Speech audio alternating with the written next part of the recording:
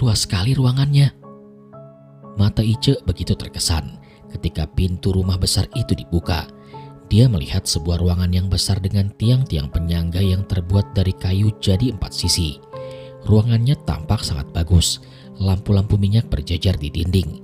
Juga ada sebuah lampu minyak besar yang menggantung layaknya lampu gantung orang kaya yang ada di kota-kota besar pada waktu itu. Sebuah karpet berwarna merah dengan corak-corak bunga menghiasi ruangan tersebut. Juga beberapa meja panjang di kiri dan kanan yang berisikan makanan dan minuman yang bisa diambil dengan sesuka hati oleh mereka yang ada di ruangan itu. Mereka berjalan dengan sangat perlahan, melewati beberapa orang yang mereka lihat dengan seksama. Orang-orang yang memakai kemeja dan memakai pangsi hitam, juga para ibu-ibu yang memakai kebaya menatap mereka dengan tatapan yang sangat penasaran. "Yuk, kita ketemu dulu sama yang punya rumah," kata Desi yang mengajak Ice sambil tersenyum. Ice hanya mengangguk dan mengikuti Desi dari belakang. Dia kini sudah berganti pakaian, memakai pakaian tari yang sudah dia ganti di kamar mandi luar sebelum masuk ke dalam rumah. Hanya Desi yang masih memakai baju biasa, karena hanya Ice yang akan tampil pada malam ini sekarang. Di ujung ruangan tersebut terlihat banyak sekali orang yang berkumpul. Orang-orang yang terlihat berwibawa dengan baju pangsinya yang khas. Juga semerbak bau melati dan bau mawar yang tercium jelas oleh Ice ketika mereka berdua berjalan mendekati kumpulan orang-orang tersebut. Ice yang masih penuh akan kebingungan dan kekaguman dengan tempat yang sedang dia pijak sekarang hanya bisa mengikuti Desi yang berjalan di depannya.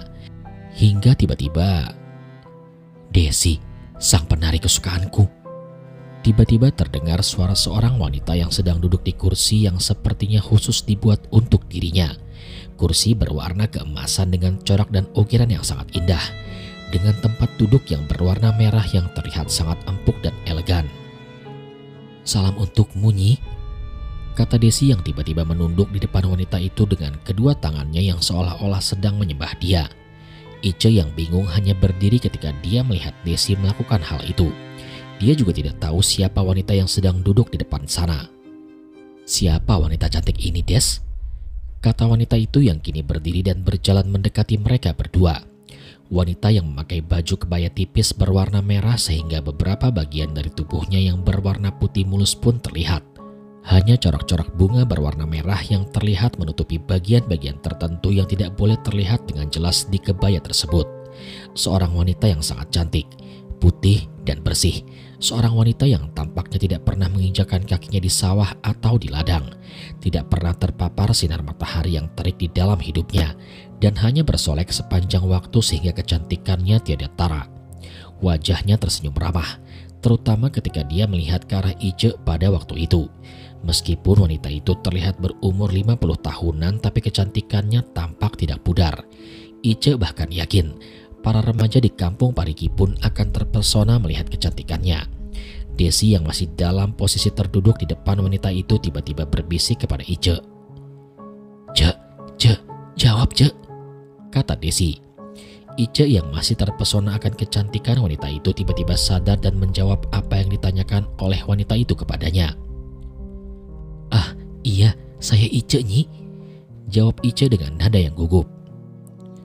"Ah, Ice ya, namanya yang cantik seperti orangnya," kata wanita itu. "Aku Nyi Mayang Sari yang punya tempat ini. Dulu Desi sering menari di tempat ini. Nah, katanya sekarang Ice yang mau menari di sini ya." "Jangan khawatir, Desi dulu juga sama. Sekarang setelah nari di sini, Desi jadi terkenal. Nanti olehku akan diberi apa saja yang membuat Ice sukses. Yang pasti Ice harus nurut dan betah nari di sini dengan rutin." Suara yang merdu membuat Ice terpesona. Aura wibawa terpancar dan membuatnya terpana dengan tingkah laku dan tutur kata dari seorang wanita yang kini ada di depannya. Ice yang ingin sekali melakukan hal ini demi suaminya hanya bisa mengangguk ketika mendengarkan hal itu.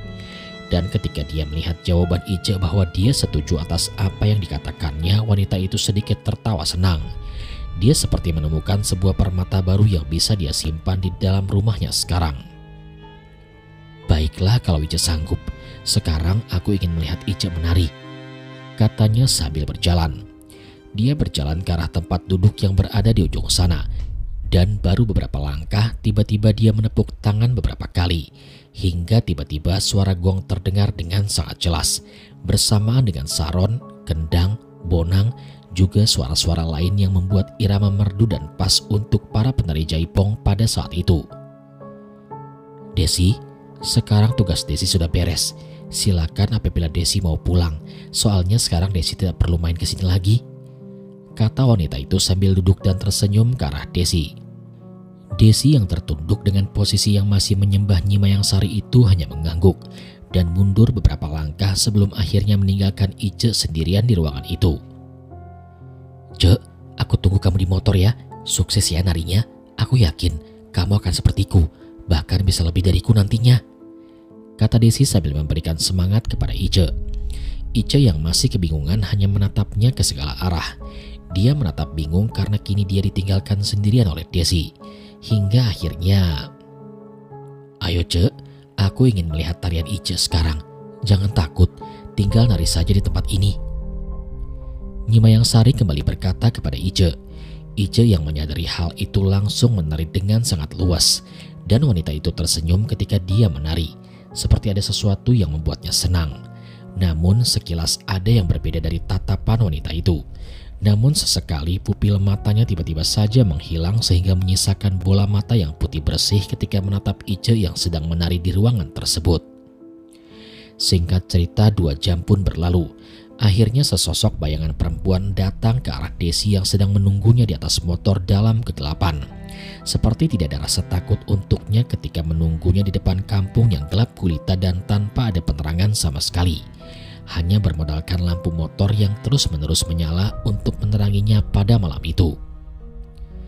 "Des," kata Ice yang datang ke arahnya lengkap dengan pakaian tari yang belum sempat dia ganti sekarang. Desi pun sontak tersenyum. Tampaknya dia sukses untuk menari di dalam rumah besar itu. Rumah besar yang akan membantunya untuk membuat dia lebih sukses daripada sebelumnya. Dan akan bisa mendapatkan saweran dari para penonton yang menonton pertunjukannya kelak. "Bagaimana narinya? Lancar?" tanya Desi sambil berdiri dan menyenderkan ke arah motornya yang menyala. "Lancar Des, tapi benda yang tadi diberikan ternyata ditanamkan ke wajahku dan akan berdampak kepada tubuhku nantinya," kata Ice yang masih ragu. "Tunggu aja Ce, nanti kelihatan kok perbedaannya. Yuk pulang, udah mau subuh nih.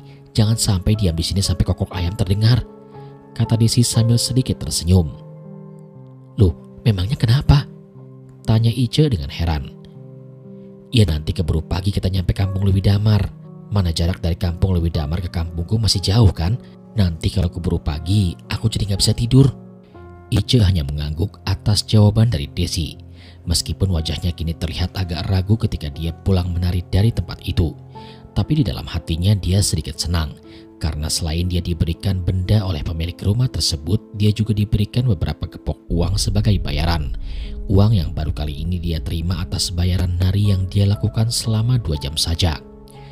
Akhirnya motor yang Desi kendarai melaju kembali, meninggalkan tempat itu dan masuk kembali ke tempat yang gelap gulita. Namun, sekarang kan nutup mata lagi?" tanya Ice.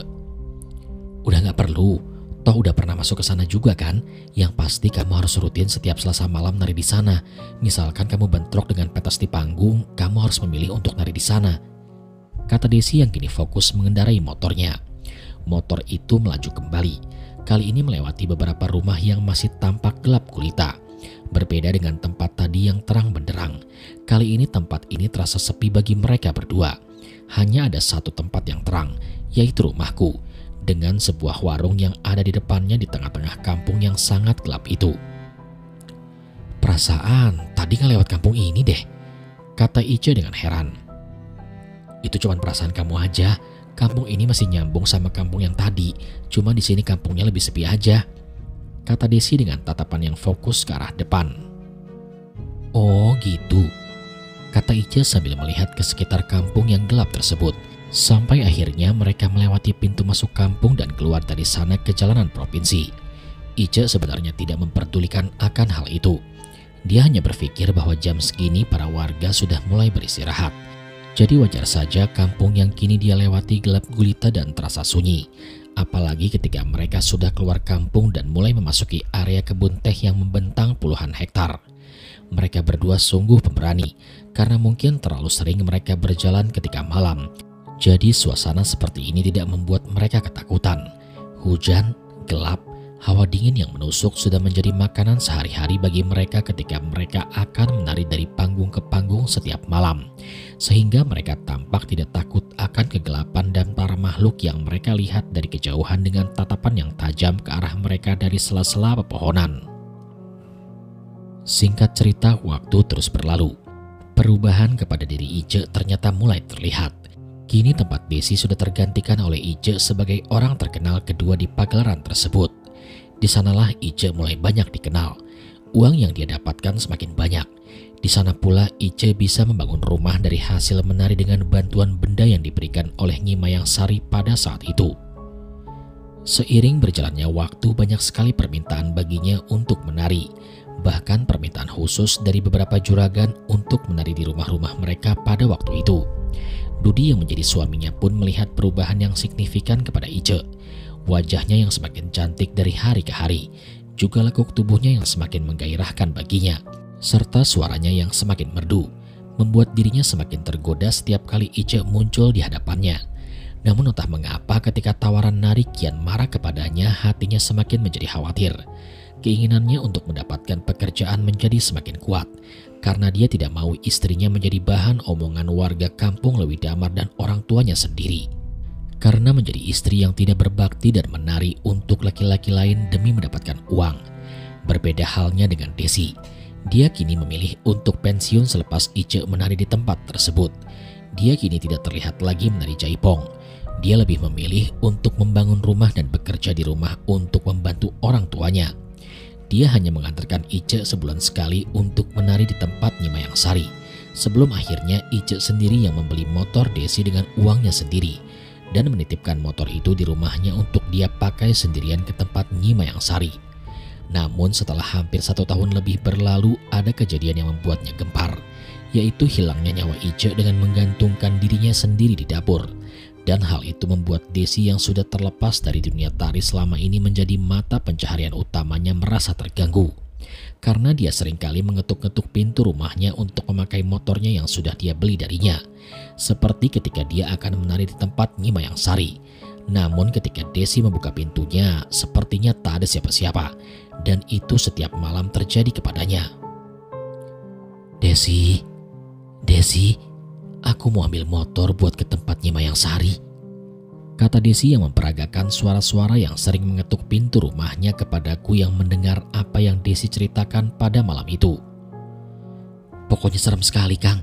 Motor yang dibeli oleh Ice saat ini malah aku simpan di luar, karena kalau motornya disimpan di dalam, rumahku suka ada yang mengetuk. Ih, takut, kata Desi sambil bergidik ketakutan. Aku yang mendengar cerita itu hanya terdiam. Ternyata kasus yang terjadi kepada kakak kelasku sangatlah rumit. Meskipun dari pembicaraan yang aku lakukan dengan Desi dan Pak Edi yang sedari tadi hanya terdiam, seperti ada sesuatu cerita yang tidak mereka ceritakan kepadaku.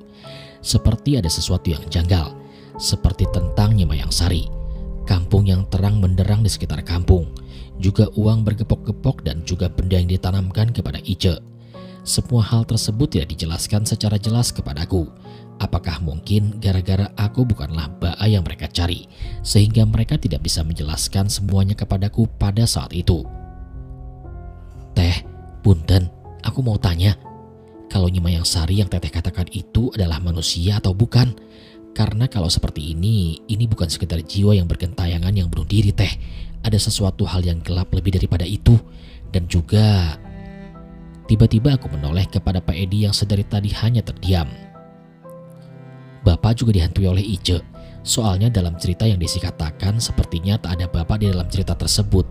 Karena yang saya tahu dari bapak saya, orang-orang yang bunuh diri hanya akan mendatangi orang yang dikenal, atau orang-orang yang mempunyai sesuatu benda, atau hutang budi juga janji yang belum mereka tepati, sehingga jiwanya datang untuk menagih akan hal itu, kataku kepada Pak Edi. Sontak Desi dan Pak Edi hanya terdiam. Apalagi Pak Edi. Dia seperti ada sesuatu yang menjanggal di dalam hatinya yang membuat dirinya takut untuk mengungkapkan apa yang terjadi antara dirinya dan Ice. Namun karena dia sudah tidak kuat akan teror Ice yang menghantuinya setiap malam, maka dia akhirnya berkata kepadaku dengan nada yang pelan. Sepertinya aku adalah penyebab dari apa yang dilakukan oleh Ice. Dia sepertinya mengakhiri nyawanya setelah apa yang kita lakukan kepadanya malam itu. Dan itu yang membuat dia gantung diri di rumahnya sendiri. Hah? Maksudnya gimana? Aku malah bingung dengan apa yang dibicarakan Pak Edi pada saat itu. Ada sesuatu yang selama ini ditutup-tutupi oleh Ice.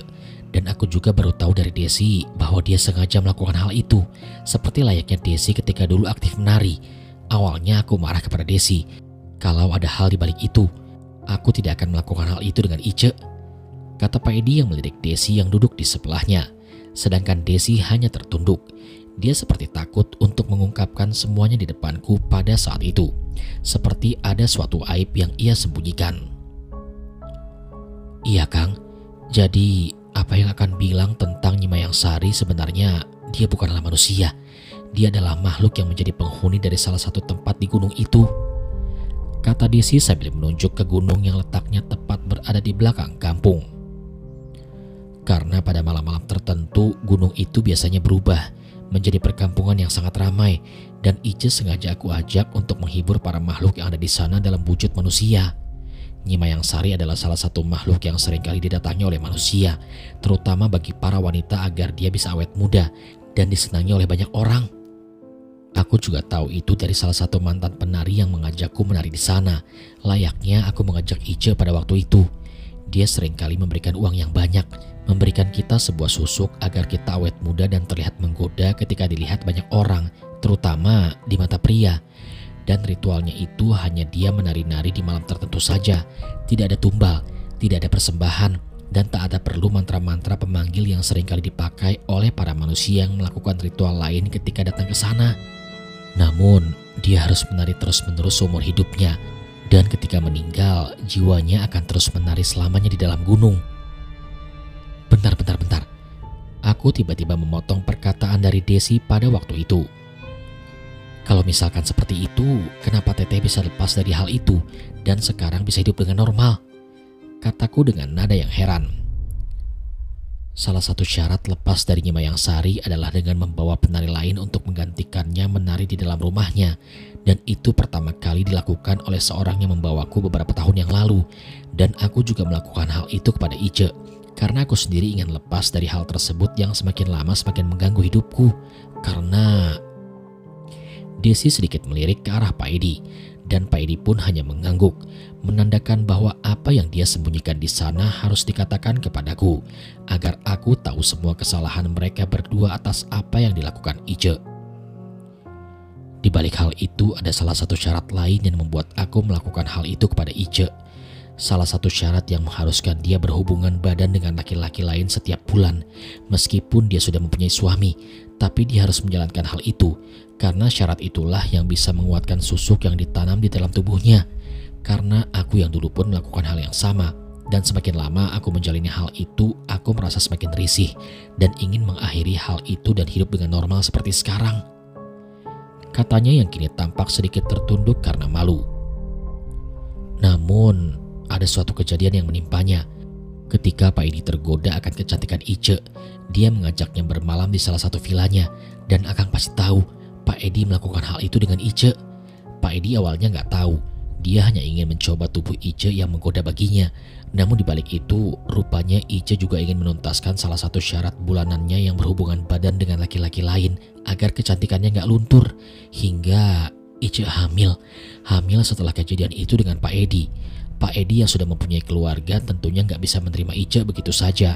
Apalagi Ice sendiri merupakan seorang yang sudah mempunyai suami. Terjadi perdebatan antara Pak Edi dan Ice pada waktu itu. Pak Edi sudah berkata bahwa dia lahirkan saja anaknya. Anggap saja bahwa itu adalah hasil hubungan badan dengan suaminya yang ada di rumah. Dan segala keperluan lahir dan hidup anak tersebut akan ditanggung hingga dia menikah kelak. Tapi di satu sisi Ice pun bingung karena dia tidak bisa melakukan hal itu. Suaminya sendiri sudah meninggalkan dia untuk mencari pekerjaan di kota selama beberapa bulan. Sehingga tidak mungkin apabila dia menunggu suaminya yang tidak pasti dan melahirkan anak yang akan menjadi pertanyaan bagi suaminya.